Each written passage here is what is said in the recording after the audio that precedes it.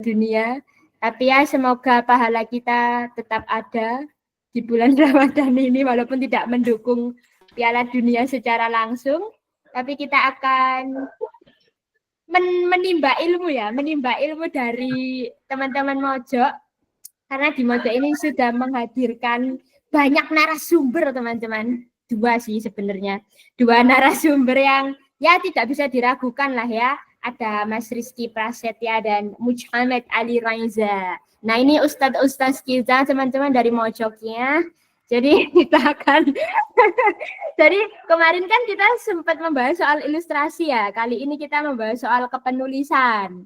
Nah, harapannya nanti di sini mendekatkan lebih jauh lagi ya bersama teman-teman redaktur Mojok juga, ada dari terminal, terus dari Mas Ali ini liputan, untuk Mas Rizky dari terminal begitu. Jadi teman-teman yang selalu bertanya kenapa sih kok tulisan saya nggak masuk gitu, nggak lolos, nah itu nanti bisa ditanyakan langsung kepada sang kurator atau redakturnya ya. Ini ada Mas Rizky juga Mas Ali.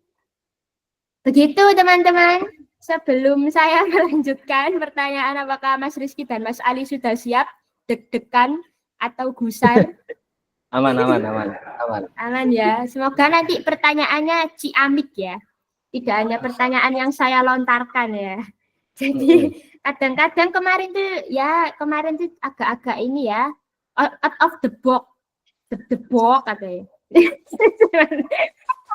Kok aku ngakak sendiri ya, ang. Jadi beberapa kurasi kemarin banyak yang bertanya lah ya, para teman-teman Mojokia ini tanya kenapa sih kok tulisanku ditolak gitu, terus nulis di Mojok tuh emangnya ngomong sama temen sendiri ya, atau udah misalkan judulnya udah clickbait tapi kok isinya kadang nggak sesuai gitu, terus kenapa sih kok tetap nggak lolos gitu. Nah itu kenapa, mungkin beberapa di antaranya bisa menjawab, tapi sebelum itu kita perkenalan dulu ya. Mungkin Mas Rizky dulu yang memperkenalkan diri, baru nanti lanjut ke Mas Ali Raiza. Oke, selamat sore teman-teman, selamat menjelang buka bagi yang mau puasa. Untuk yang nggak puasa ya selamat sore, sama aja kayak gitu. Perkenalkan ya, untuk beberapa orang di sini kalau aku lihat kenal pribadi ya kayak gitu. Aku Rizky, redaktur Terminal Mojok udah dari 2020, gabung dari Mojok 2019 kayak gitu. Di luar juga nulis di Komo Indonesia, serta punya kelas yang namanya kelas menulis bahagia kayak gitu. Nah, itu aja untuk itu ngopo. Gitu guys, gitu tuh. Ali. Oke, selamat sore teman-teman, baik yang puasa menahan lapar dan haus maupun yang puasa dan versinya. Mengenal aku Ali Reza di Mojok sebagai reporter ya di divisi di departemen liputan. Gabung Mojok sebenarnya baru setahun ini dari 2024. Kesibukan di luar Mojok kayaknya sibuk di Mojok terus deh. Gitu. Guys. Oh ya, maafkan ya, sebelum memperkenalkan narasumber saya lupa memperkenalkan diri sendiri teman-teman. Jadi saya Aisyah Amirawaka, biasa dipanggil Ais, saya reporter di Mojok ya. Mohon maaf, itu tadi juga ada beberapa teman-teman Mojok yang berada di layar, itu tim video. Memang anak-anak Mojok ini ya begitulah, setelah menjelang puasa gitu ya, menjelang berbuka, kita itu memang seguyup itu, anjay, seguyup itu guys. Ya makanya tolong dimaafkan jika ada yang koclok-koclok tadi ya masuk frame gitu ya. Karena kita emang santai gitu ya. Karena saya juga mendukung timnas ini, oke? Oke, begitu teman-teman. Oke, sebelum saya masuk ke acara ya, mungkin ke Mas Rizky dulu gitu ya. Tapi nanti teman-teman boleh tanya kok. Ini berdasarkan pertanyaan umum saja. Karena saya sudah merangkum sama tim-tim Mojok itu pertanyaan-pertanyaan khusus untuk Mas Rizky, khusus untuk Mas Ali gitu. Tapi nanti teman-teman boleh tanya dengan syarat membuka kameranya ya. Jadi on frame. Kalau membaca chat ini saya juga agak kebingungan. Jadi harus on cam ya guys. Kalau tanya. Aku ingin melihat wajah-wajah kalian sambil kita dukung timnas, anjay. Oke, buat Mas Rizky. Kalau begitu, Ya, kita akan bertanya, kenapa Mas tulisan teman-teman ini gak lolos, ditolak? Apakah Anda pelakunya, Mas? Gimana, Ya. Mas? itu pertanyaan pertama, langsung ku jawab berarti. Langsung ku jawab ya. Ya, itu pertanyaan yang sering ditanyakan.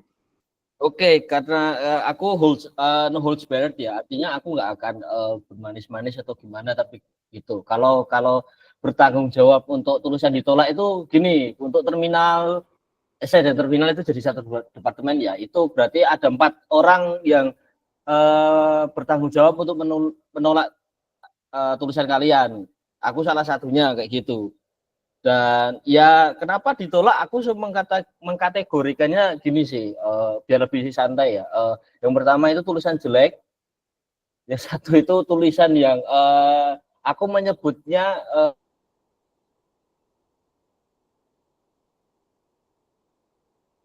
so edgy dalam tanda kutip ketika sial. Jadi aku jelaskan dulu tulisan jelek ya. Jadi teman-teman, naskah terminal itu per hari itu masuk bisa 60 sampai 80 artikel kayak gitu. Jadi ya kalau dibagi 4 orang, satu orang itu baca 20 tulisan kayak gitu.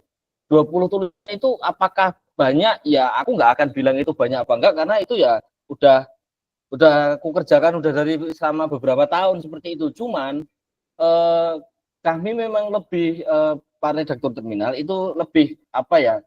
Karena udah lama di bidang ini, jadi kami tahu tulisan yang jelek yang mana kayak gitu. Tapi kalian pasti nanya, tulisan yang jelek itu kayak mana sih? Kayak gitu kan.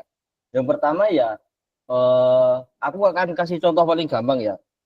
Gini, kan kayak kasus pertama gitu. Contoh aku akan ambil kasus pertama. Kasus pertama itu kan udah beberapa minggu yang lalu ya kayak gitu. Tapi masih ada orang yang ngirim tulisan yang sama dengan isu yang sama.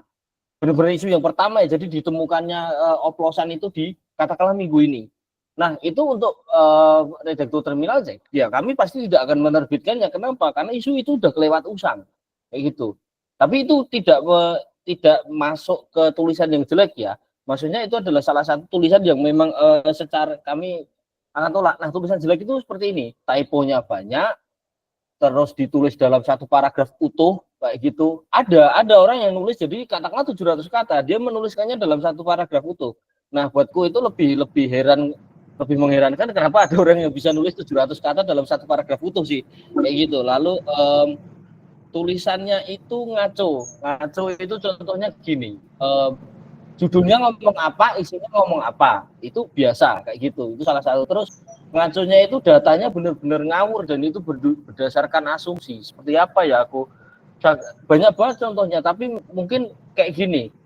Yang paling sering aku temukan itu di apa ya namanya, di naskah kuliner. Misal kuliner dan Nusantara. Aku contoh paling gampang Nusantara ya. Misal orang ini nggak pernah hidup di Malang, katakanlah, tidak kuliah di Malang, bukan orang Malang, tapi saat membicarakan kota Malang seakan-akan dia tahu masalahnya sedalam itu. Tapi setelah di cross check kan mudah ya, tinggalannya orang-orang Malang atau kita Google sebentar, itu nggak ada, kejadian itu nggak ada. Nah itu pasti ditolak. Terlepas dari kayak typo dan sebagainya kayak gitu, itu adalah contoh-contoh naskah jelek yang aku pasti tolak kayak gitu. Kenapa? Karena bahayanya teman-teman, jika artikel itu berisi informasi yang palsu, bisa jadi pembodohan publik kayak gitu. Satu naskah misinformasi dibaca 1.000 orang, itu efeknya bisa ke 100.000 orang selanjutnya gitu. Nah, terus naskah so edgy. Nah, ini yang menurutku kayak apa ya? Ini sering banget aku temuin di mahasiswa ya, terutama kayak gitu. Jadi gini, ada kecenderungan orang itu berusaha saat nulis itu memperlihatkan bahwa dirinya pintar. Misal dengan istilah-istilah yang rumit, tulisan yang dibikin muter-muter. Katakanlah kamu cuma mau ngomong Gunung Merapi itu ada di Sleman bagian utara, kalian itu butuh satu paragraf. Padahal kan itu satu kalimat aja kelar kayak gitu loh. Nah, yang aku temuin biasanya hanya untuk menyebutkan katakanlah Gunung Merapi itu ada di Sleman bagian utara, orang-orang itu butuh 3 paragraf kayak gitu. Atau membicarakan sesuatu itu baru masuk intinya itu katakanlah di paragraf keempat, di paragraf 1 sampai 3 isinya itu yapping pamer bahwa dia tahu tentang hal itu. Padahal itu sebenarnya kan nggak dibutuhkan banget ya. Nah, tapi ada beberapa naskah Soeji yang itu katakanlah gini, Mojo itu kan dikenal sebagai media yang katakanlah apa ya, tidak seperti media kebanyakan, bahasannya out of the box kayak gitu. Tapi beberapa kali aku temukan itu tema yang dikirim orang-orang itu nggak out of the box lagi, udah keluar dari nalar manusia pada umumnya kayak gitu. Bener-bener apa ya, bener-bener ngawur lah kayak gitu. Aku nggak akan sebutin contohnya karena takutku ada belum bisa di sini. Tapi katakanlah kayak gini, aku pernah tak sebut lah Bang Suwed gitu. Aku pernah menemukan tulisan macam kayak gini judulnya, aku masih ingat banget karena ini benar-benar menimbulkan trauma buat aku. Trauma karena harus membaca naskah separah itu. 5 tempat trigger warning sebelumnya ya, 5 tempat yang cocok untuk bunuh diri di Malang. Itu kan udah goblok banget ya. Aku belakang aja itu naskah udah nggak out of the box. Itu goblok banget kayak gitu. Penulisnya akhirnya kami blacklist dan naskah tersebut begitu kebaca langsung kutolak kayak gitu. Tapi naskah-naskah serupa itu tuh banyak banget kayak gitu. Melihat ini dari itu, melihat ini dari ini kayak gitu, padahal itu udah nggak masuk akal kayak gitu. Ingat teman-teman, kalau kalian masih memegang menganggap Mojo itu media satir, kalian nggak apa-apa mau nulis satir kayak gitu. Tapi ingat, yang namanya satir itu pegangannya adalah logik. Kalau logiknya udah nggak bener duluan, ya satirnya parah kayak gitu. Terus naskah sial ini maksudnya gini teman-teman, ya ada banyak itu tulisan yang bagus, tapi memang temanya itu tidak menarik, serta udah kelewat kelewat usang kayak gitu, dan memang temanya itu bukan tema-tema yang disukai oleh pembaca. Jadi ya kenapa tulisan kalian ditolak ya seperti yang aku jelasin agak panjang itu tadi, banyak banget indikatornya yang bisa kami pakai untuk menolak tulisan kalian. Tapi kalau kalian sendiri baca Terminal Mojo ya pasti kalian tahu seperti apa naskah yang bakal diterima kayak gitu. Jadi pertanyaannya sebenarnya udah kejawab dari bagaimana kalian melihat Terminal Mojo gitu sih Mbak Ais. Ada lagi? Oke, aku sedikit merangkum ya Mas ya. Jadi mungkin teman-teman yang baru join ya guys ya, anjay jemaah Mojo ya. Jadi Mas Rizky tadi itu menjelaskan kenapa sih kok tulisan teman-teman itu ditolak. Jadi kita melihat perspektifnya Mas Rizky sebagai redaktur gitu ya. Untuk memilih tulisan teman-teman itu biar lebih bagus lah ya istilahnya. Pertama, kalau nulis tuh tipenya tuh jangan banyak-banyak. Terus ditulis dalam paragraf yang utuh. Karena kan padahal kalau ditulis dalam paragraf utuh, orang tuh kalau baca tulisan yang padat kayak gitu kan jadinya males gitu kan.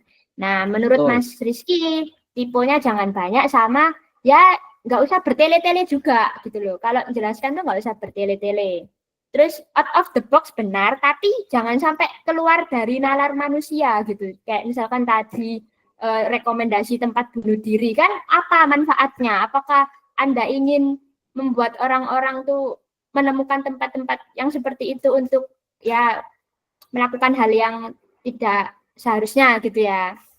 Padahal kan sebenarnya kita juga harus mikir nih tulisan kita ini pengennya orang tuh setelah membaca tulisan tuh pengennya apa sih gitu, dapat apa sih manfaatnya apa gitu. Terus misalkan Anda ngomong berbicara opini itu datanya jangan sampai ngawur gitu ya teman-teman ya. Terus jangan berdasarkan asumsi juga. Nah, itu mungkin yang tak rangkum secara keseluruhan itu. Nah, tapi nanti boleh ditanyakan lebih lanjut ya. Cuman satu pertanyaan lagi mungkin tema apa sih sering lolos ya. Tema-tema yang menarik tuh yang seperti apa dan sering lolos dan sering naik di Mojo gitu. Untuk belakangan ya itu tema-tema kedaerahan. Kalau tema-tema kedaerahan itu udah dari dulu sih, itu udah dari kalau aku lihat kuatnya itu mulai dari 2020 ya. Terus otomotif itu masih tema yang menyenangkan sampai sekarang, masih banyak pembacanya. Terus dunia kampus itu sering, dan ya kalau kedaerahan itu kan pasti menganggap sekalian sosial, kehidupan sosial di daerahnya ya, jadi agak perlu masukin lagi. Itu sih menurutku paling paling kelihatan itu 3, kedaerahan, otomotif, dan kampus kayak gitu. Tapi masih bisa nih masukin kayak daily needs ke tiap hari, kayak kita ngomongin apa namanya, barang-barang di Indomaret, Alfamart itu kan nyatanya memang begitu banyak pembacanya seperti itu. Juga acara TV. Nah, kayak kenapa Upin Ipin itu sering banget diterbitin di naskah Upin Ipin diterbitin di terminal nih? Ya karena memang pembacanya banyak dan memang itu sesuatu yang orang-orang tahu.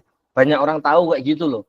Terus kemarin juga ada yang bahas si Dennis Beban di mana Adit Sopo Jarwo itu ada aku terbitin karena memang itu bagus, orang-orang banyak tahu. Mudahnya gini itu teman-teman, sebenarnya tagline Mojok Suara Orang Biasa itu udah memberikan kalian petunjuk yang amat jelas untuk artikel jenis apa sih yang sebenarnya bakal disukai oleh, bukan disukai sih, yang bakal lolos dari meja redaksi lalu terbit kayak gitu. Sebenarnya udah memberikan kalian gambaran, karena selama ini terminal memang kuatnya kan di Suara Orang Biasa itu tadi gitu, bukan Suara Orang Biasa yang di PIK ya, itu beda tapi gitu. Oke. Terima kasih Mas Rizky. Nanti pertanyaan selanjutnya nanti mungkin dari teman-teman ya. Tapi untuk secara umumnya aku bisa berlanjut dulu ke Mas Ali karena tadi juga bahas topik. Sebenarnya apa sih yang membedakan dengan terminal gitu tema-temanya? Kan sama-sama menulis gitu, Mas Ali Reza. Ini sebagai teman-teman yang baru masuk, Mas Ali ini ya dari Kadep Liputan, kepala departemen gitu ya. Jadi teman-teman. Monggo Mas Ali. Ya, secara jumlah jelas berbeda ya, terminal konsentrasinya adalah di opini, sementara liputan itu based on meliput ya. Kita wawancara narasumber, kita mentranskripsi hasil wawancara itu kemudian disajikan. Secara konsentrasi bedanya di situ, tapi yang jelas kalau ngomongin tema atau topik besarnya tidak jauh berbeda antara liputan dengan terminal Mojok gitu. Kita garisnya masih sama, inline pada Suara Orang Biasa gitu. Jadi liputan itu mencoba memotret ya dengan lensa yang mikro itu kehidupan orang-orang biasa atau topik-topik yang biasa.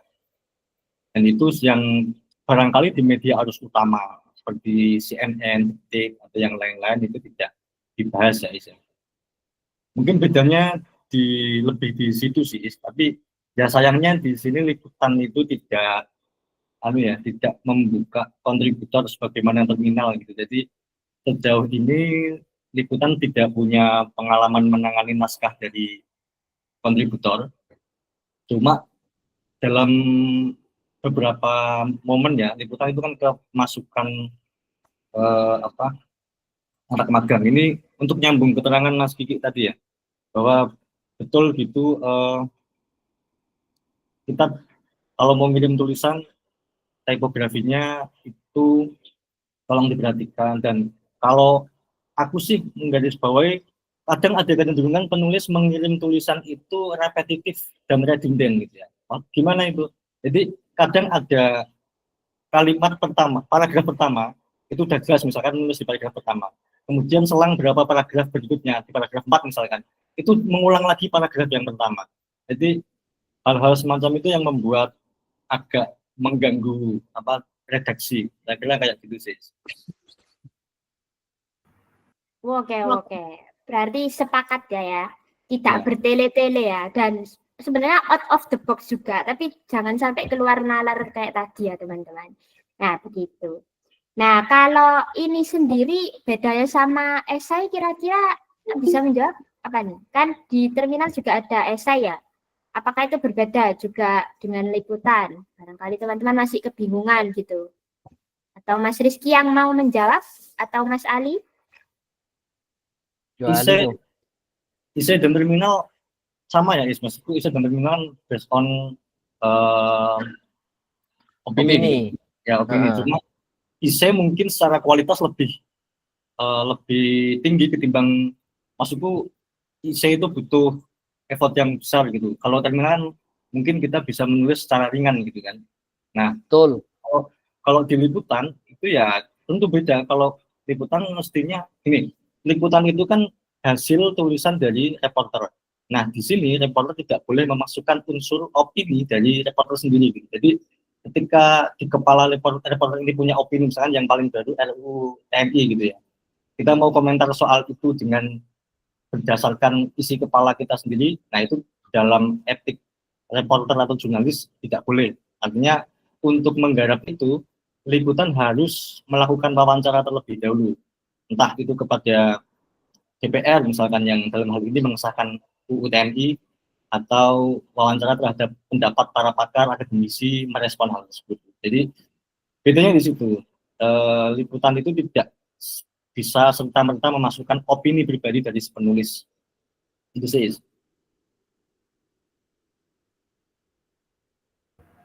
Oke, oke, oke. Oke.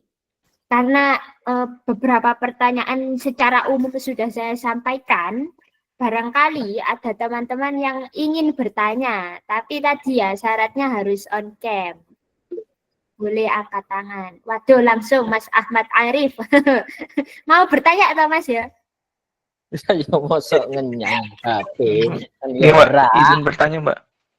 Ya, Ya, monggo, monggo. Ke siapa ini? Ke siapa? Oke. Ini Mbak, terkait dengan liputan, Mbak. Kan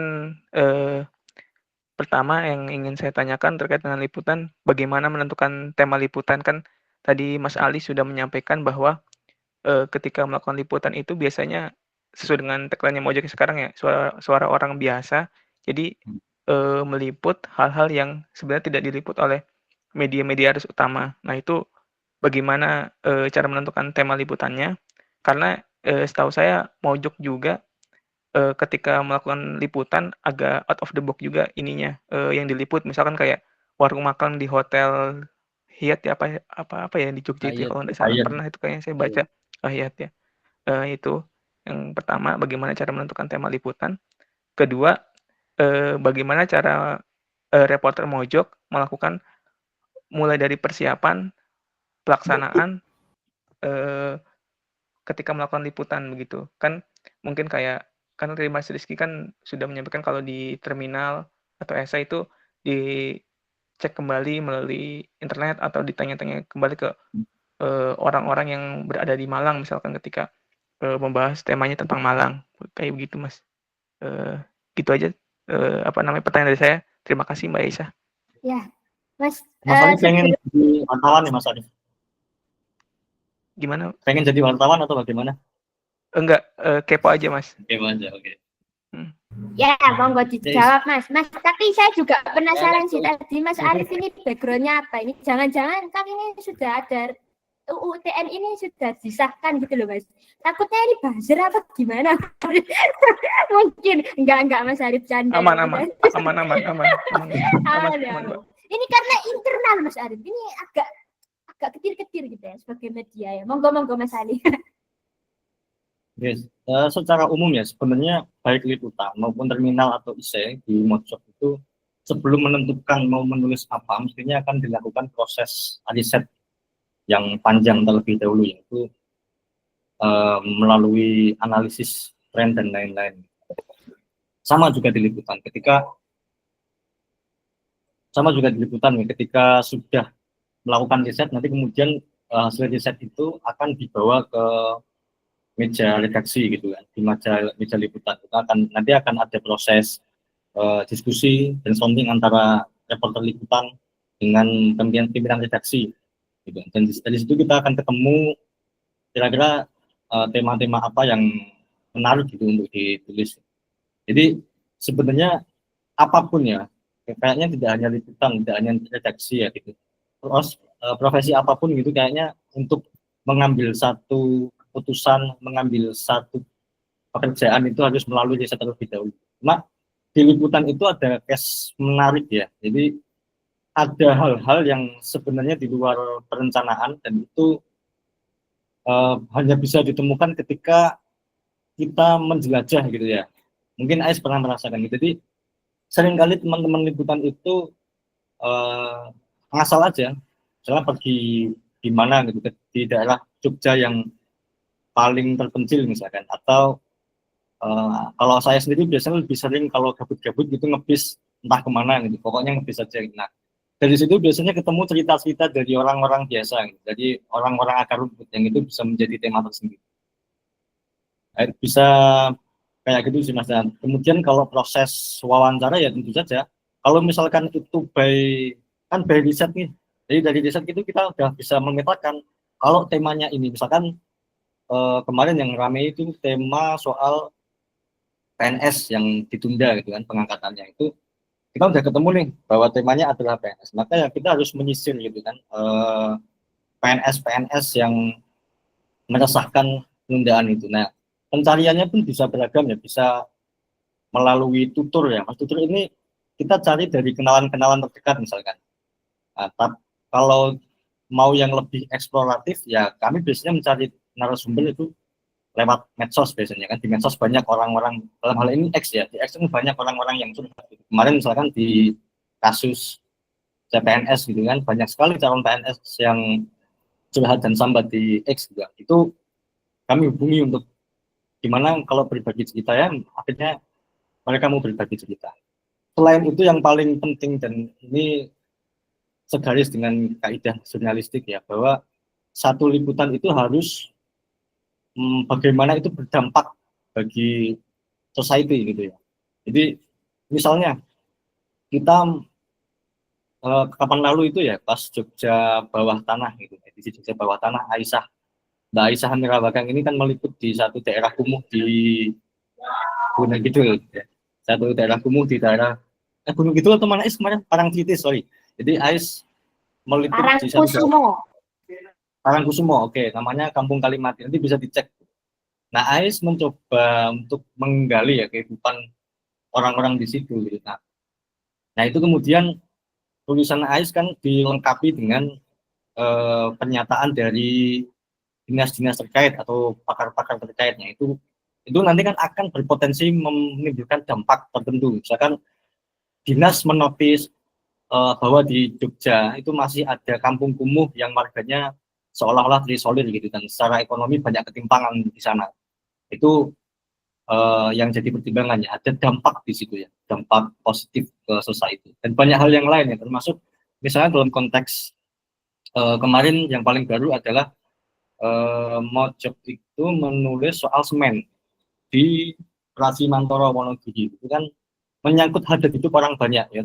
Nah itu kita mencoba mengawal isu itu karena menimbang bahwa jika itu tidak dikawal secara serius, itu potensi semen masuk ke Wonogiri kan besar dan akan merusak alam yang dirugikan untuk warga sekitarnya. Dengan mengawalnya mungkin tidak semua berhasil dan berdampak ya, tapi paling tidak kita ini ada di garis yang sama gitu dengan orang-orang yang dirugikan atau selalu terpojok oleh regulasi-regulasi pemerintah. Itu sih Mas Arif. Makasih Mas. Oke. Mas Arif ada feedback atau mau bercerita pernah mengirim tulisan mungkin ke terminal, terus mungkin Mas Arif bisa cerita berapa kali gitu menulis di beberapa media, nggak hanya Mojok mungkin, gitu Mas Arif? Iya Mbak, masih sering ditolak Mbak kalau saya. Mas Rizky tolong bertanggung jawab atas penolakan itu. Enggak, kalau itu memang sudah sangat wajar kalau menurut saya. Kalau yang penolakannya saya mengerti kenapa ditolak juga. Oh, oke. Nah, mungkin juga tips dari Mas Rizky atau Mas Ali ya untuk tetap semangat menulis gitu. Karena kan ketika misal tulisan kita ditolak tuh kita ngerasa bahwa wah, kok tulisanku nggak di-upload, apakah sejelek itu gitu kan. Kalau di Mojok kan jelek aja belum gitu loh. Nah, itu cara semangat untuk tetap menulis dan tetap mengirim tulisan gitu. Karena ada beberapa kali kita teman-teman Mojok itu ngirim beberapa tulisan mungkin sampai 10 kali tapi mereka mungkin nggak ada kabar gitu. Nah, mungkin Mas Rizky bisa menjelaskan juga. Kalau aku pribadi, cara untuk konsisten nulis dan semangat nulis adalah memahami bahwa memang tulisanmu sejelek itu dan tetap belajar. Gini, banyak orang itu pikirnya gini ya. Kalau aku nggak tahu di bidang lain kayak gitu. Menurutku kalau kamu di dunia menulis itu justru yang kamu butuhkan itu bukan apresiasi, tapi kritikan. Misal kamu belajar nulis, yang kamu butuhkan itu bukan orang yang apresiasi bahwa kamu sudah berusaha. Enggak, sebagaimana kayak pertandingan yang keikutsertaan itu enggak dihitung apa-apa. Terima kasih sudah bertanding itu adalah hal yang konyol menurutku. Kamu harus tahu bahwa kamu itu tulisanmu jelek dan jeleknya di mana, diperbaiki kayak gitu. Nah, masalah banyak orang kan mereka nggak mau mengakui bahwa mereka itu masih ya bahasa halusnya mediocre lah. Padahal dengan mereka tahu bahwa tulisan mereka itu masih jelek, mereka itu bisa belajar lah. Nah, menurutku justru yang perlu semangatnya adalah semangat belajar kayak gitu. Kalau perkara ditolak itu udah pasti ya. Aku akan cerita dikit ya. Ada kontributor terminal namanya Ahmad Fauzan kayak gitu. Dia cerita dia itu baru terbit tulisannya setelah 40 kali ditolak. Kayak gitu. 40 kali ditolak dari 2001 2022 apa ya, aku nggak tahu kayak gitu. Tapi di 2023 dia jadi 10 penulis terbaik terminal di tahun 2023. Artinya memang kalau dia udah tahu jeleknya di mana, dia udah mau memperbaiki, barulah kelihatan kayak gitu. Jadi ya harus paham bahwa hanya ada satu Messi dan satu Ronaldo di dunia ini. Semua orang harus belajar dari awal kayak gitu. Jadi kalau semangat nggak ada, cuman harus memahami bahwa tulisanmu masih jelek, ya kamu harus memperbaikinya. Baru kamu nanti bisa tahu lah kenapa kamu terbit, kenapa kamu tidak terbit kayak gitu. Kayak semangatnya Mas Ahmad Arif ini udah bener ini. Gitu. Semangat Mas Arif. Mungkin Mas Alif boleh menambahkan. Ya, sebenarnya aku motivasi ya.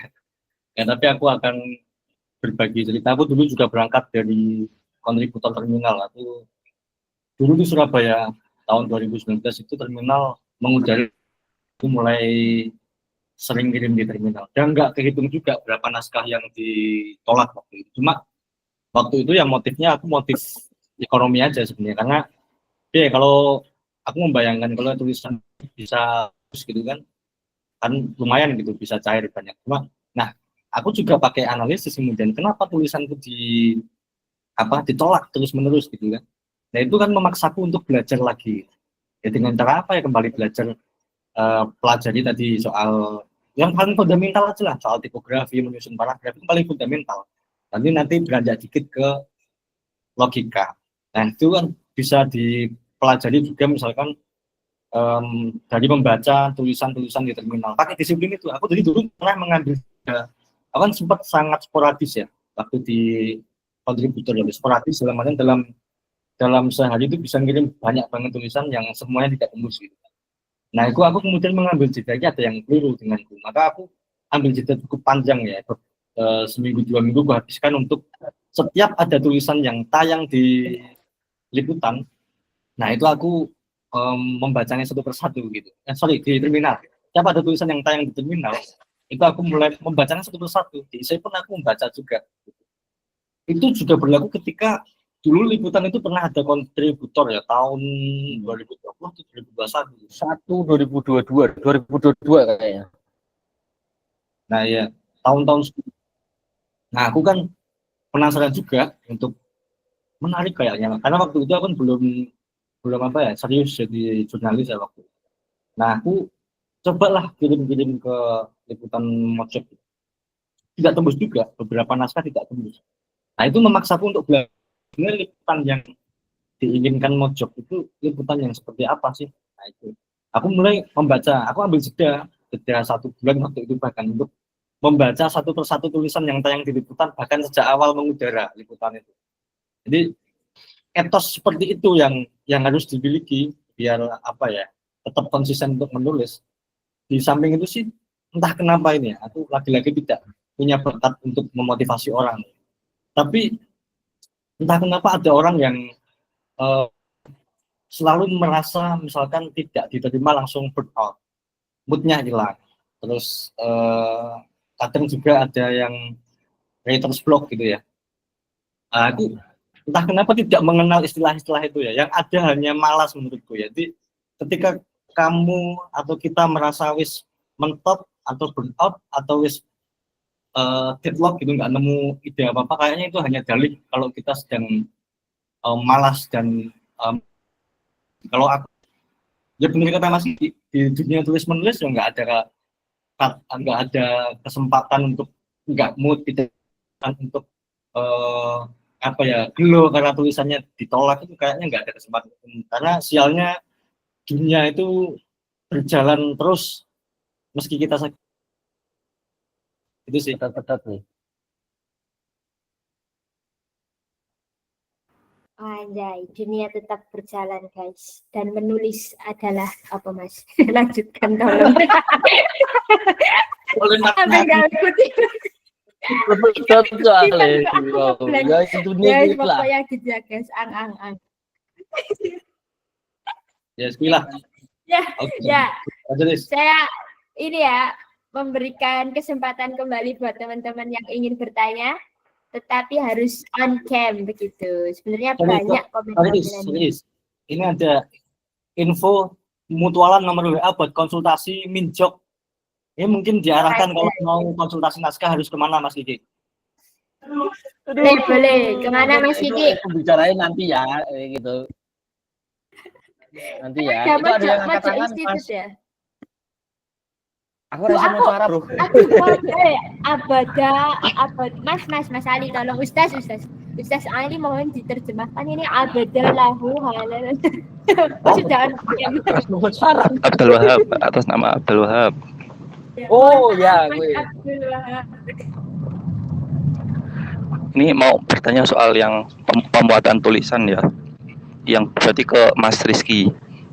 Jadi itu ada dua pertanyaan sih. Pertama, apakah dalam membuat tulisan, memilih tulisan itu emang hanya dibaca tulisannya aja, jadi nggak mempertimbangkan aspek penulis, kayak misalkan penulis A ini udah dimuat terus, tapi kalau misal tulisannya bagus ya tetap dimuat, atau ada semacam penundaan dulu gitu kalau tulisannya udah sering dimuat. Terus yang kedua, apakah dalam setiap harinya itu ada kayak batas maksimal tulisan yang dimuat apa enggak? Mungkin itu sih. Oh ya. Yang pertama aku bisa langsung jawab ya. Nggak ada kayak gitu. Maksudnya penulis ini udah sering diterbitin, tahan dulu nggak? Ya kalau dia bagus ya terbitin. Kalau jelek mau dia nerbitin 1000 naskah pun ya aku tolak kayak gitu. Aku nggak mempertimbangkan apapun itu, apalagi pakai sisi emosional kayak gitu, karena ya tidak dibayar untuk emosional seperti itu lah, kayak gitu.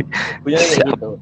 Dan yang kedua, berapa naskah per hari di maksimal terbit ya ada Mas kayak gitu, karena kan kami kerja ada beban kerja ya kayak gitu. Ya kayak gitulah, ada tapi berapanya nggak akan kami buka kayak gitu. Itu baik. gitu. Baik. Terima kasih. Sama-sama Mas. Terus ada Mas Arung Segara ini, monggo. Halo, selamat sore, Mojo. Ya. Ini saya ada pertanyaan nih. Saya kan kebetulan pernah merantau sebentar ke Jogja berapa tahun yang lalu, tahun 2022, waktu dalam rangka magang lah di salah satu creative agency. Nah ini kan saya menyusun berapa draft. Saya sejumlah inilah pengen menceritakan pengalaman plus keresahan juga Jogja di mata saya gitu. Nah, saya kan sebelumnya agak kebingungan ya harus dimasukin kemana, tapi setelah mendengar dari mas-mas yang ngomong, kalau nggak salah bagian terminal tuh berarti yang buat penulis yang ada pengalaman langsung toh, nggak mesti Jogja ya, tapi apapun itu ya, kota apa. Nah, apa berarti saya harus masukkan ke terminal ya? Gimana Mas, diulangi monggo. Tadi aku tiba-tiba ngeblank kayak gitu. Singkatnya aku agak bingung. Singkatnya ini saya ada segudang ide buat menulis tentang pengalaman saya terakhir di Jogja berapa tahun yang lalu. Itu pas gak buat di terminal. Nah, satu lagi masih up to date nggak meskipun udah hitungannya berapa tahun yang lalu, karena saya belum pernah ke sana lagi sejak terakhir merantau. Ya nggak apa-apa Mas, kirim aja ke terminal, nggak harus up to date kayak gitu, kecuali Mas ngomongin katakanlah renovasi pagar alun-alun utara kayak gitu kan agak gimana gitu ya kan, itu udah dari dulu kayak gitu. Selama itu temanya adalah timeless, hanya menceritakan pengalaman dan tidak membicarakan suatu ya, isu ya. secara spesifik, monggo-monggo aja kirim kayak gitu. Oke, Kan siap, siap. ada tema-tema nih yang timeless, ada yang enggak kayak gitu. Kayak gitu sih Mas. Siap. Atur suwun. Oke, sami-sami. Monggo, tadi ada Mas Arta dan Mas Janu mungkin jadi atau nggih, Mas Arta Betul. dulu nggih. Monggo-monggo. Ya, selamat sore Mbak Ais, Mas Rizky, sama Mbak Ali ya, dan Iya. kawan-kawan. Oke, ini apa kalau yang kalau yang tadi ada sempat disinggung blacklist itu Mas, gitu. Jadi misalnya tulisannya, ya dia katakan kali pertama atau kesekian, tapi terus ada satu tulisan yang misalnya katakan di esai gitu ya, atau di terminal lah. Gitu. Terus satu tulisan itu ternyata ya masuk kategori blacklist, apakah ketika dia kirim lagi masih ada kesempatan gitu, atau memang sudah tutup buku gitu. Jadi udah benar-benar kalau dia yang atas nama si penulis ini masuk, ya sudah nggak dilihat lagi atau bagaimana. Itu yang pertama. Terus yang kedua soal itu Mas, mungkin lebih ke Mas Ali ya, silakan Mas Rizky juga boleh gitu. Soal liputan itu apa tidak dimungkinkan dibuka kontribusi untuk liputan gitu, karena kan misalnya banyak di luar Jogja juga gitu, atau bagaimana gitu, atau dulu sempat pernah ada, aku sih belum pernah tahu ya, sempat ada terus tadi yang aku tangkap gitu, terus sekarang udah nggak ada lagi gitu. Terima kasih Mas, Mbak. Ya. Oke, untuk yang pertama untuk blacklist ya tidak dibuka lagi Mas, karena biasanya sampai ke titik itu sebenarnya bukan panjang sih. Kalau kamu tidak melakukan suatu kesalahan yang berat dan berat plus bodoh, kayaknya kamu nggak akan di blacklist. Tapi masalahnya yang masuk itu memang benar-benar berat dan bodoh. Contoh ya, ada orang plagiat kirim tulisan kayak gitu. Nah, logikanya kalau orang plagiat itu ya digantilah. Katakanlah ada 7 paragraf di plagiat, ya diparafrase di 3 atau 4 atau semuanya diparafrase. Enggak ada, iki kopas itu bahkan situsnya kayak baca juga, gambarnya itu dimasukin kayak gitu. Lah kalau itu enggak di blacklist, itu yang bermasalah adalah sini kayak gitu, kayak merasa goblok banget kalau itu sampai enggak di blacklist kayak gitu loh. Nah, sebenarnya jangan pernah kepikiran takut blacklist di terminal guys, selama kalian tidak melakukan kayak plagiat atau bikin tulisan-tulisan bodoh kayak yang aku bilang itu tadi, itu sebenarnya kalian nggak akan di blacklist. Itu aja sih. Yang selanjutnya untuk masa kontributor kayaknya Ali wae sing jawab. Oke. Kontributor liputan itu tidak sesederhana kita membuka ruang untuk menulis teman-teman di luar Jogja misalnya untuk mengirim tulisan, tidak sesederhana itu. Persoalannya adalah bahwa wartawan atau jurnalis itu terikat dengan serangkaian kode etik gitu kan, dan itu dan menyangkut validitas ya. Nah itu kemudian kita harus kenapa wartawan harus mengambil semacam lisensi gitu kan, gitu. Jadi ada yang kalau di kita namanya uji kompetensi wartawan ya, di tingkat muda, tingkat madya, tingkat utama. Nah itulah kenapa itu menjadi langkah yang hati-hati gitu bagi teman-teman liputan Mojok untuk membuka kontributor lagi, karena begini, kalau misalkan wartawan resmi gitu kan, wartawan resmi dan terikat misalkan menjadi wartawan resminya Mojok, terikat di Mojok, syukur-syukur dia kemudian punya lisensi entah wartawan muda atau wartawan madya. Ketika ada situasi-situasi yang rentan, misalnya dipersekusi oleh TNI misalnya, sekarang kan TNI sedang mengepung kota gitu kan. Jadi misalkan sedang berurusan dengan TNI atau urusan dengan Taipan kayak kemarin ini Mbak Aisyah sempat berurusan dengan Taipan.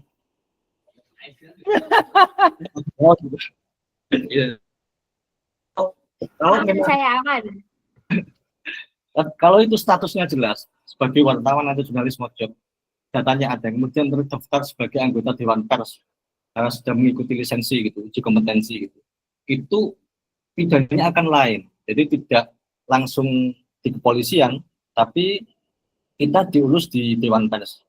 Jadi, nah, soal misalnya ada kontributor secara status memang tidak terikat dengan mojok, kemudian apalagi tidak punya lisensi ya, tidak punya kompetensi wartawan, itu akan lain soal. Nanti misalkan berhubungan dengan hukum, ya itu nanti urusannya akan head to head langsung dengan kepolisian, karena dia tidak terdaftar sebagai anggota dewan. Dia misal dengan saya atau Mbak Ais yang sudah terdaftar. Kira seperti itu, Mas.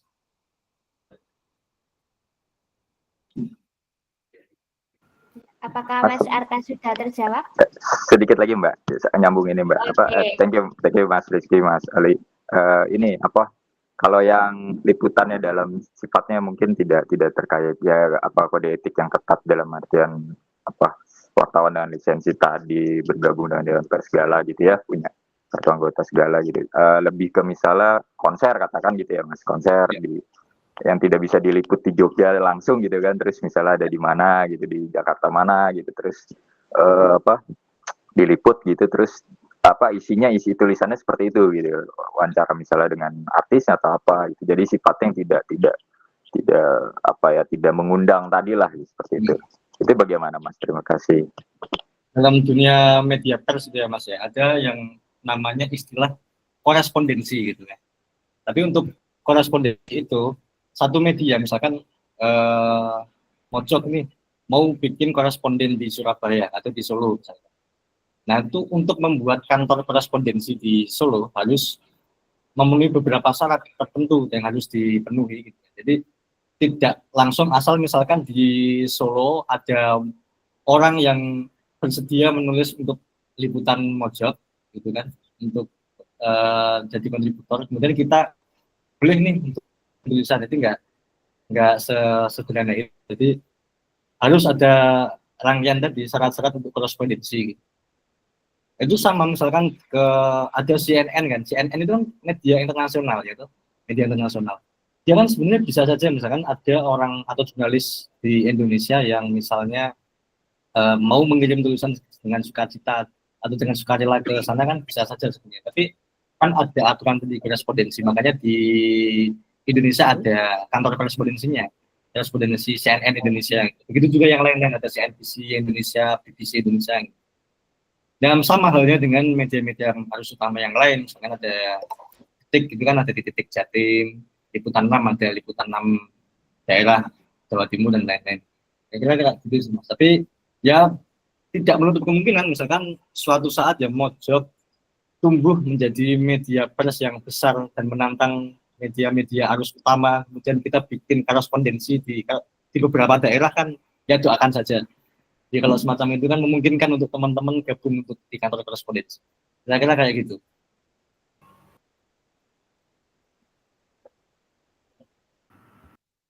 Sudah mantul Mas Arta jawabannya? Mantul Mbak Ais. Ada kurang puas?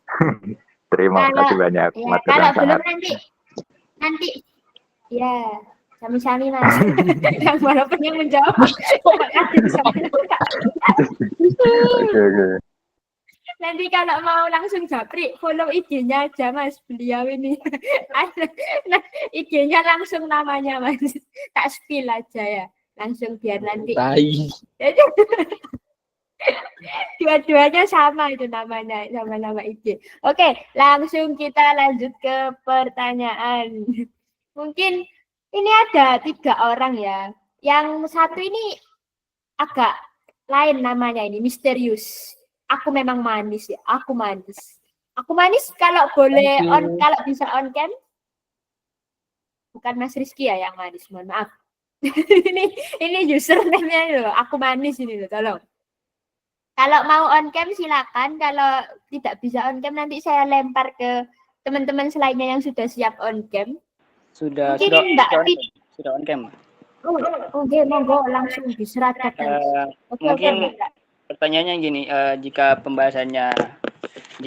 tulisannya nanti mengenai kebudayaan atau daerah, jika yang ditulis itu daerah yang yang jarang dikenal lah, atau sekiranya tidak menarik, kira-kira akan ditolak mentah-mentah atau gimana oleh pihak redaktur gitu. Misal misal situ Bondo dengan ininya atau tape dari Bondowoso. Kan itu kan hal yang apa ya, tidak begitu penting, tapi ya siapa tahu orang yang tinggal di sana atau mahasiswa yang di Jogja yang dari sana itu ingin mengenalkan. Itu bagaimana tuh? Apa langsung ditolak atau gimana itu? Enggak. Aku jawab atau masih ada pertanyaan, Mas? Boleh langsung dijawab aja. Atau mengenai politik-politik di sana misal. Langsung dijawab aja, Mas. Bisa jawab gitu. Itu akan banyak buat tulisan tentang Bondowoso. Bondowoso tadi juga disebut kok. Terus situ Bondo, asem. Situ Bondo, Bondowoso, daerah manapun di Indonesia, bahkan Pacitan di Pindrang, kalau nggak salah Pindrang itu Sulawesi Selatan, itu pernah dimuat. Artinya tidak ada kata apa ya, daerah kurang dikenal lalu kami tolak, itu nggak ada. Hampir semua daerah pernah kami terbitkan kok, dari Sabang sampai Merauke. Ini beneran karena Aceh ada, daerah manapun lah kayak gitu. Wonogiri yang itu daerah asalku nggak dikenal banyak orang, nyatanya juga banyak terbit kayak gitu. Klaten untuk banyak orang juga nggak tahu kayak itu. Jadinya kan pertanyaannya jadi gini, yang nggak dikenal orang itu kayak mana yang dimaksud? Karena kalau yang daerah-daerah orang sebut aku tahu kayak gitu. Karena nyatanya memang semua daerah di cover oleh Mojo itu. Dan untuk politik nyatanya salah satu contoh yang baru terbit beberapa hari yang lalu, politik di Bangkalan itu juga kami terbitkan. Artinya tidak ada hal yang apa ya, daerah yang tidak terkenal terus kita tolak, enggak ada yang kayak gitu, enggak. Lebih ke kualitas tulisannya kayak gitu. Oke, siap. Makasih Mas Rizky. Ya sama-sama, Mas. Mas, aku manis itu namanya siapa, Mas? Ternyata cowok. Tapi tidak usah saya lanjutkan kali ya, karena mungkin waktunya semakin terbatas. Cuman aku penasaran aja, seberapa manisnya beliau gitu dengan pertanyaan orang Wonosobo ini, seberapa manis Anda, Mas? Karena tidak on cam juga, ini syaratnya harus on cam ya, guys ya. Kita lanjut ke siapa ya? Mas Nafi dulu ya, Mas Nafi Fadli. Apakah sudah siap?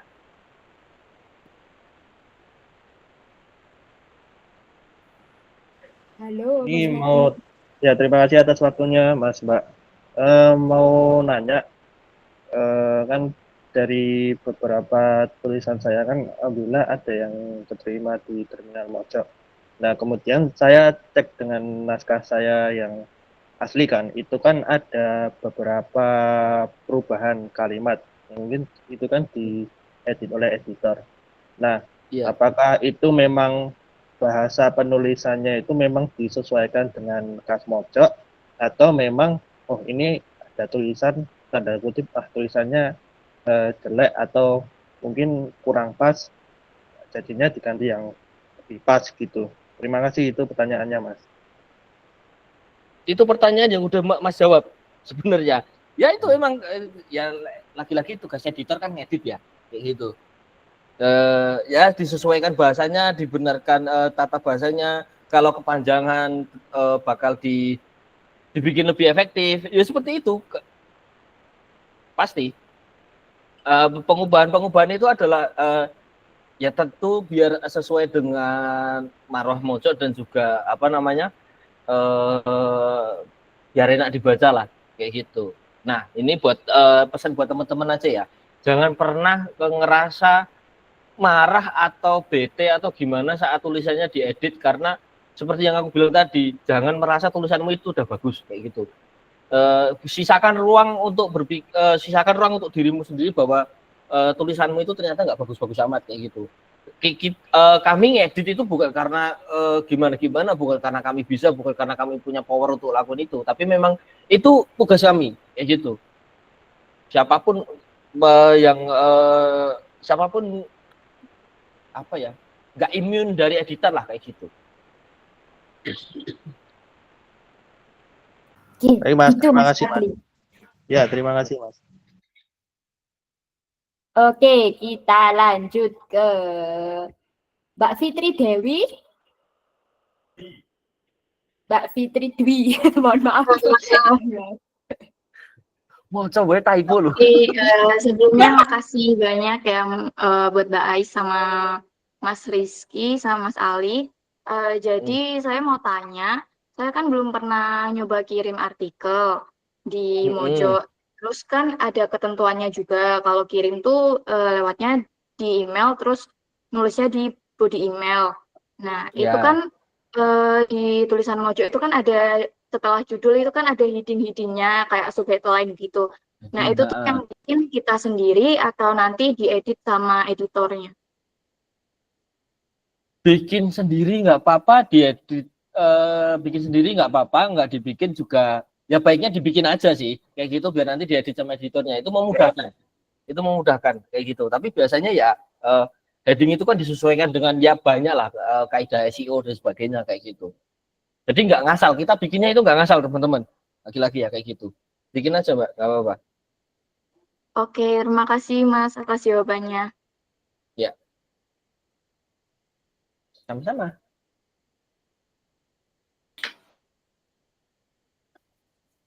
Ayo sebetulnya habis. Mas masih ngecas. Ora karo ya Allah. Maaf ya teman. Oke, jadi ada yang tanya lagi tadi yang aku nggak tahu ya, yang angkat tangan kayak gitu. Terus lihat, oh ya lihat di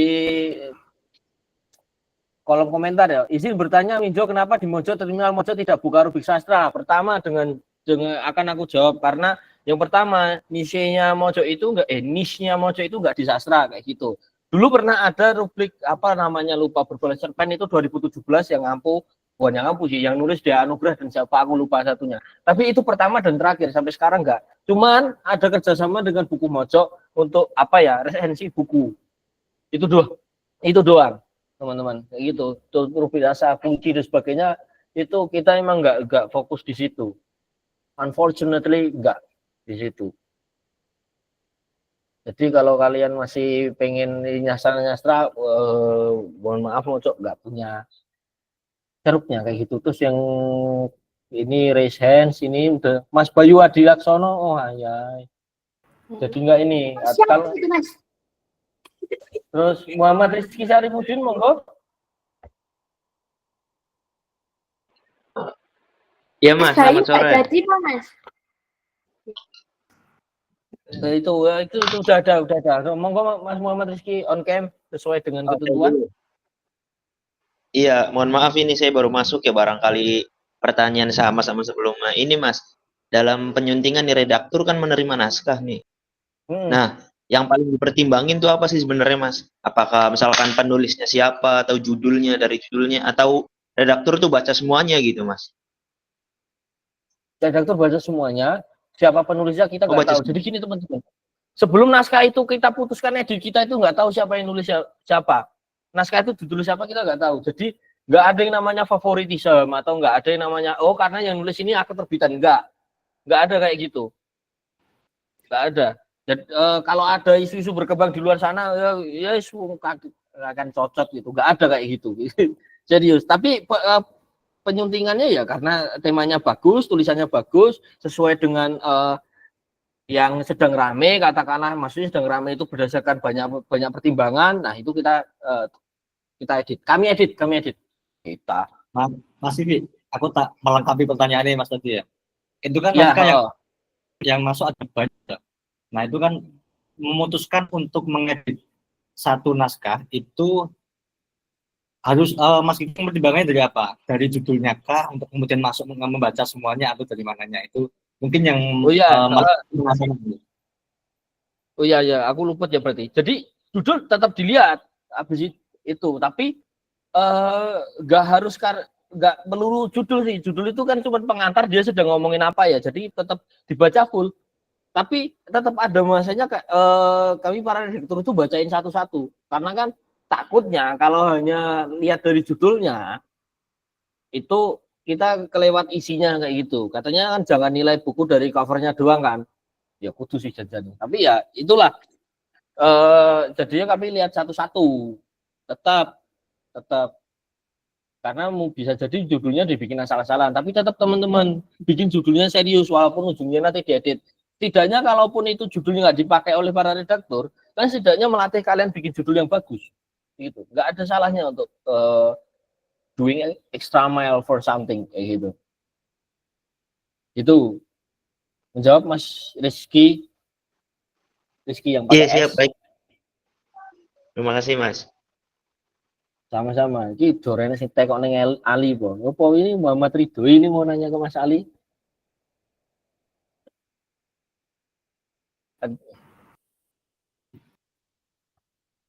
Apakah ada yang ingin bertanya lagi, teman-teman? Sebenarnya ada Mas Bayu Adi Laksono. Sebenarnya ini orang yang kita blacklist itu ya, Mas ya?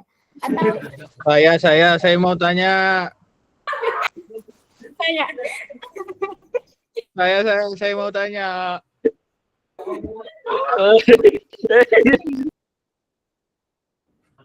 Halo, assalamualaikum. Bayu kok suaranya Debbie ya? Waalaikumsalam. Assalamualaikum. Terima kasih Waalaikumsalam. teman-teman Mojo yang udah memberi kelas kayak gini. Sangat membantu sekali. Setelah Indonesia kalah sama Undang-Undang TNI disahkan. Ya, sama sementara kalah 3-0. Saya kan Bayu Adi Laksono. Saya ini punya band namanya Takabur. Gimana caranya ngirim rilis musik atau jurnalisme musik di Mojo, karena aku lihatnya kan jarang sekali ada tulisan musik. Baru kemarin Sukatan itu ada 2 biji tulisan. Kan saya ini band baru dari Wonosobo. Tapi ya lagunya nggak kalah lah sama band-band dari Australia gitu. Gimana caranya?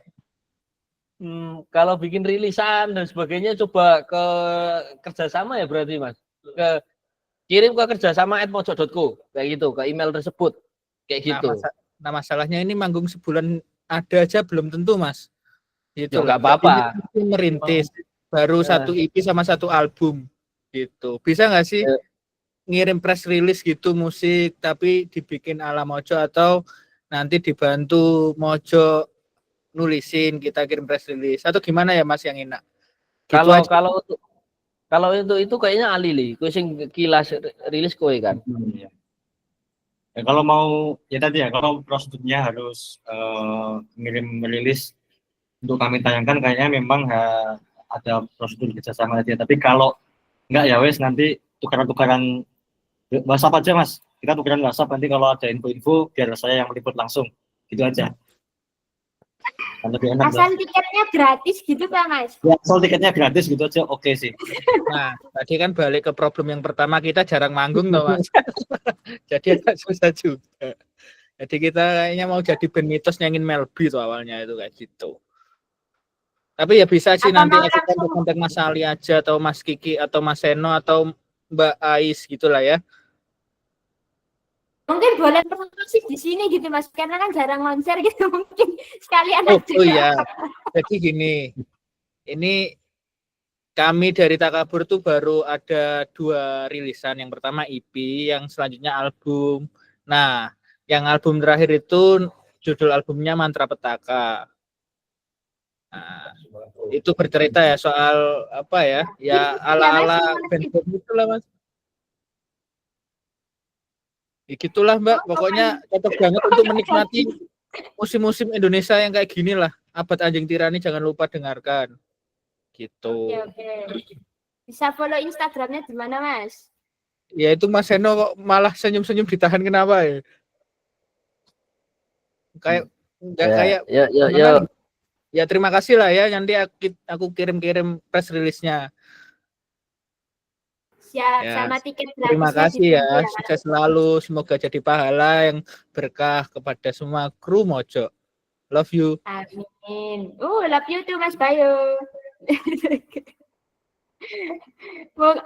Ini saya lihat sudah belum ada ya yang angkat tangan lagi. Waktu kurang 8 menit sih teman-teman, tapi mungkin bisa dimanfaatkan lebih baik lagi, atau kalau tidak saya sudahi begitu. Ini ada Mbak Audina Amalia. Boleh?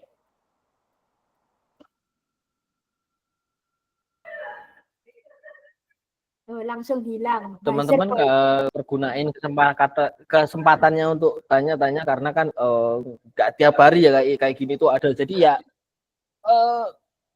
gunain lah. Gitu. Monggo. Ada pertanyaan lain lah, mungkin di luar penulisan ya, kayak soal mojok juga boleh, karena ini beberapa ada yang masuk kok teman-teman mojok di sini, ada yang nyimak juga, monggo.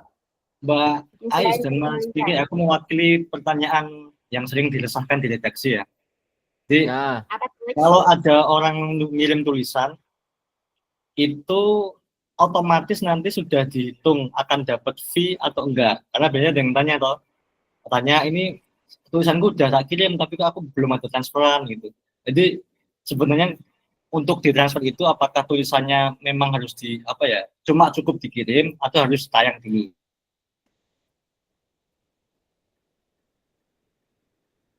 Ya, jadi kalau cuma ngirim terus ditransfer itu kok enak banget.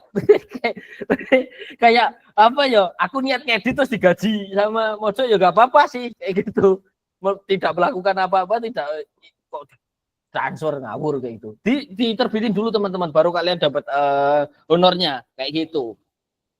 Nah, itu ya teman-teman ya, dan jelas karena belakangan sering ya di email redaksi Mojo selalu ada di admin medsos ya, terutama ada pertanyaan semacam ini. Menagih honor tapi tulisannya nggak tayang. Nah, ini kan ya momen juga ya. Ya gimana ya gitu. Kayak orang minta digaji cuman gara-gara niat kerja tok. Ya tolonglah. Siap, ada pertanyaan, ada yang angkat tangan ini Mas. Ahmad Nizar Zubi. Monggo.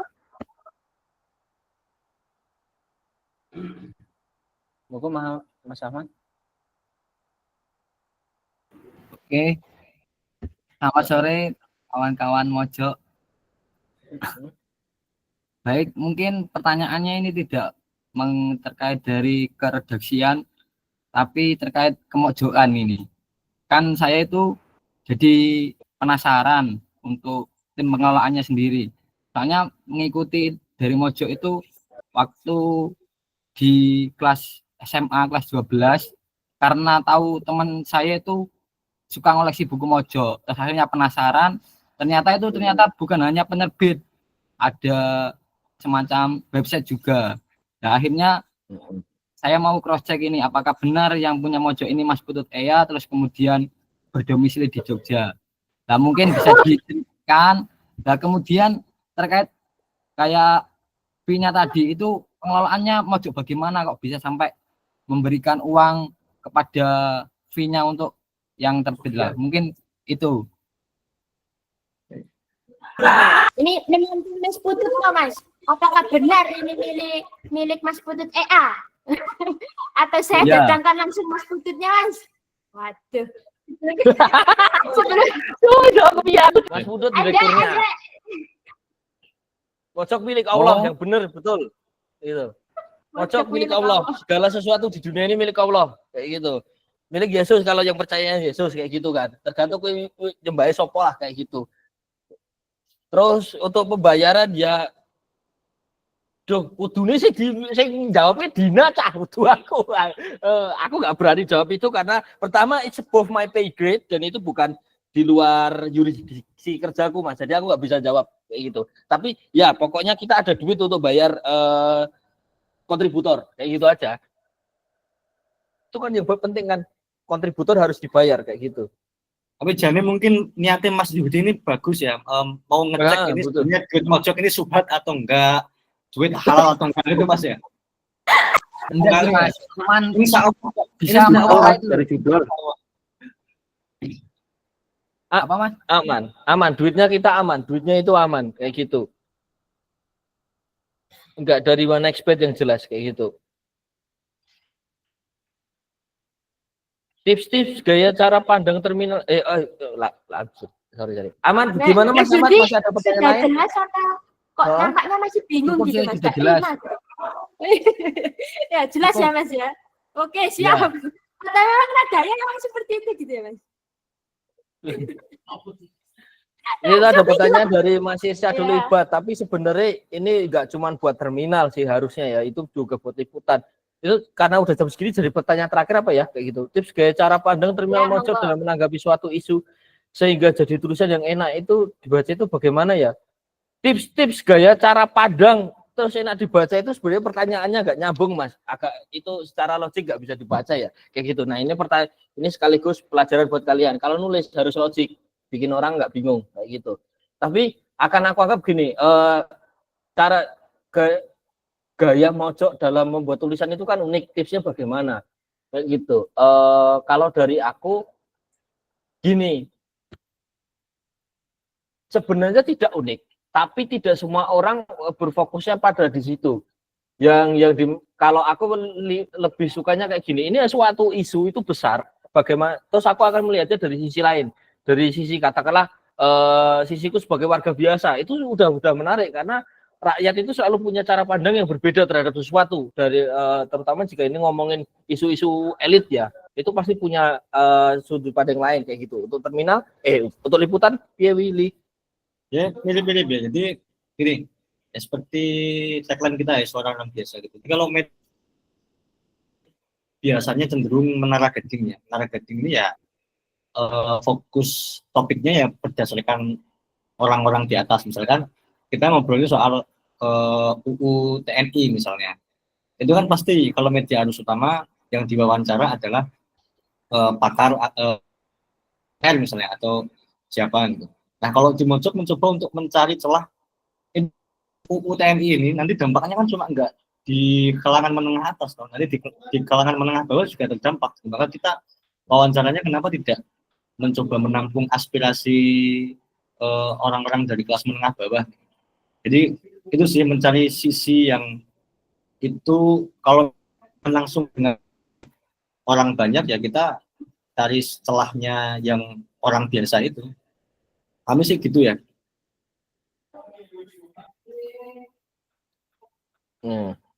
Gimana Mbak Is, atau itu masih ada satu pertanyaan dijawab atau gimana? Boleh, gas Mas. Tambah lagi kita Mas. Masih lama ini bukunya. Tulisan yang dikirim ke redaksi dibaca semua enggak Mas? Dibaca dong. Kan tadi udah aku jelasin kayak gitu. Kayak gitu. Terus mau coba buka makan gak Mas Rido tak antemi lho itu. Jangan kok ngono. Kapan kira-kira Mas magangnya? Habis lebaran insya Allah ada info magang kayak gitu.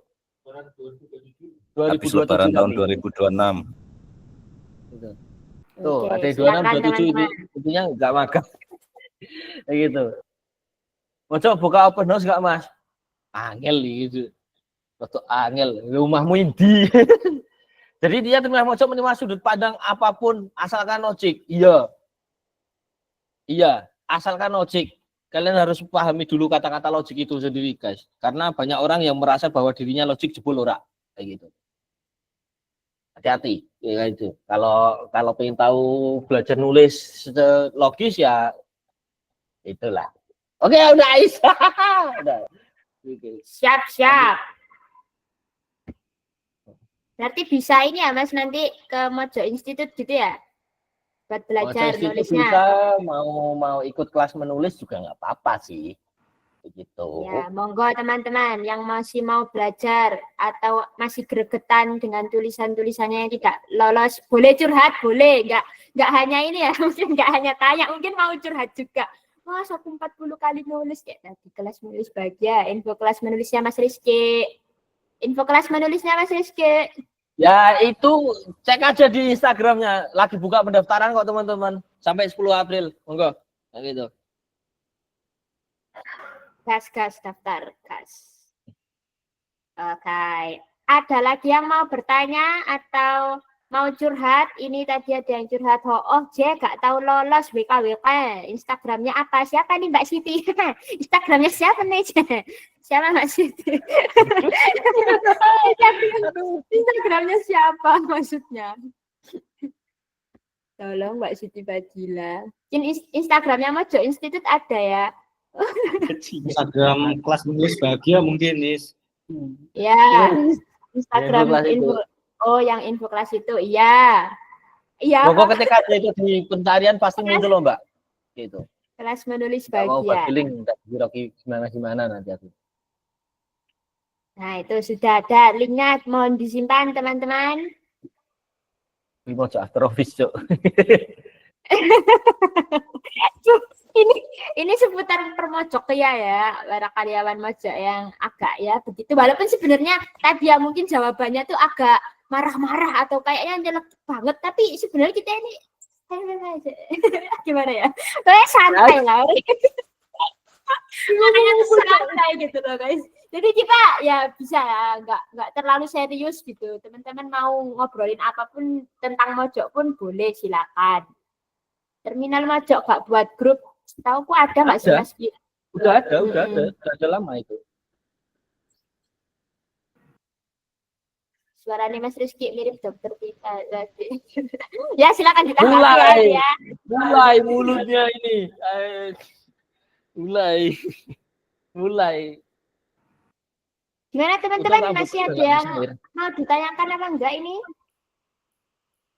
Sebelum kita menutup kesedihan ya, karena ya beberapa kabar dari pemerintah ini sangat menyedihkan, apalagi Indonesia tidak menang. Apa sudah menang? Apa gimana? Tolong infonya, PP info.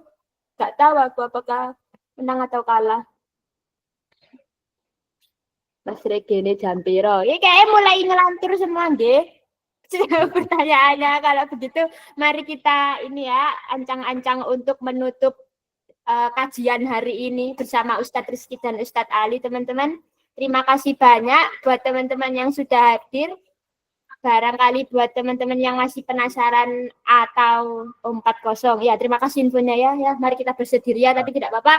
Semoga kita mendapat pahala karena sudah mendukung Indonesia. Ya. Aku balik lagi tutup ya forumnya teman-teman. Terima kasih atas kehadirannya, mungkin rela tidak menonton timnas dan ingin menimba ilmu di sini. Semoga nanti tulisannya teman-teman langsung tembus ya, setelah dapat diskusi begini langsung punya semangat dan motivasi lagi. Ya, begitulah mojok teman-teman. Kita ya nggak terlalu serius juga, tapi juga banyak akal lah ya. Begitu teman-teman. Terima kasih. Sebelum saya tutup, ada 2 orang yang mendapatkan kaos hari ini ya, seperti yang tercantum dalam posternya mojok. Yang pertama untuk pendaftar nomor 51 dan 52 ya. Kalau tidak hadir, maka saya langsung memilih pertanyaan yang tadi paling bagus itu siapa.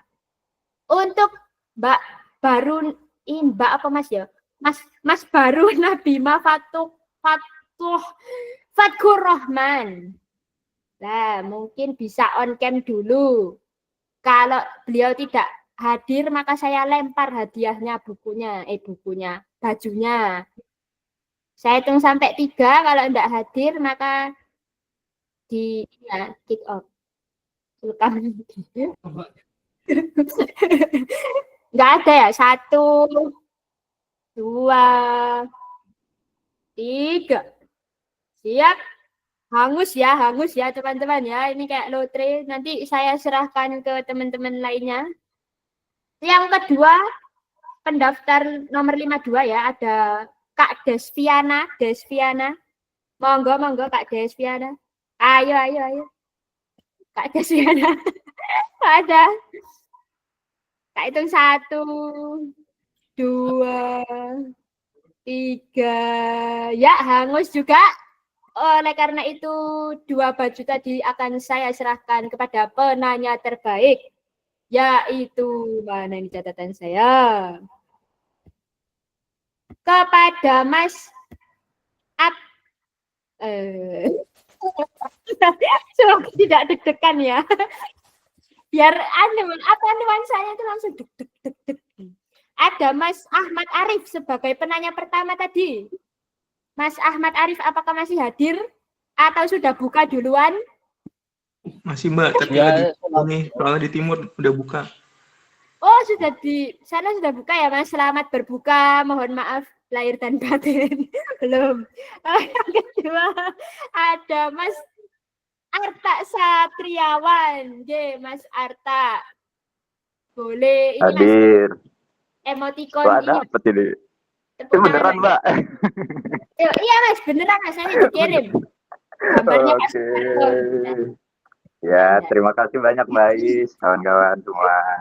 Siap, sami-sami Mas. Semoga tetap Ya. mengirim pesan di Mojo. Ya, siap. Mau mulai ya.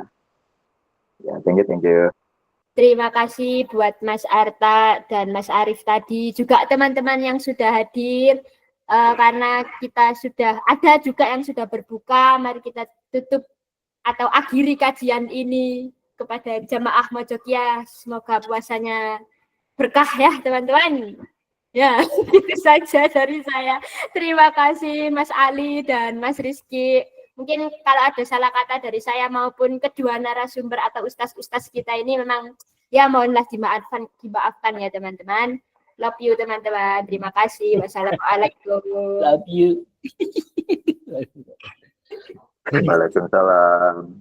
Selamat sore. Waalaikumsalam. Terima kasih, Kak. Maaf, Kak Aini.